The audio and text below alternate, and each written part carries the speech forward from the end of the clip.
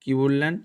না, যিনি বারবার শিবচিন্তা করেন, শিব নাম বাণী যার মুখে সর্বদা বিরাজিত, যিনি সর্বদা শিবনাম শ্রবণ করেন, বলেন, সেই মহাপুণ্যবান।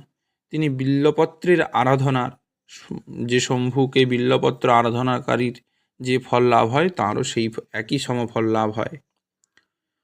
শিব পূজা পরত্রা চ শিবনাম পরায়ণা ত এব শিবতুল্যাশ্চ ঘোরে কলিযুগে দ্বিজা।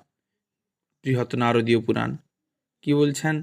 না, যিনি শিব পূজা পরায়ণ, শিবনাম পরায়ণ, তিনি কলিযুগে সাক্ষাৎ শিবতুল্য। এই ঘোর কলিযুগে তিনি মনুষ্যরূপ ধারণ করলেও তিনি সাক্ষাৎ শিব। আবার বলছেন, শিব শঙ্কর রুদ্রেশ নীলকণ্ঠ ত্রিলোচন ইতি রয়ন্তি যে নিত্যং নিহিতান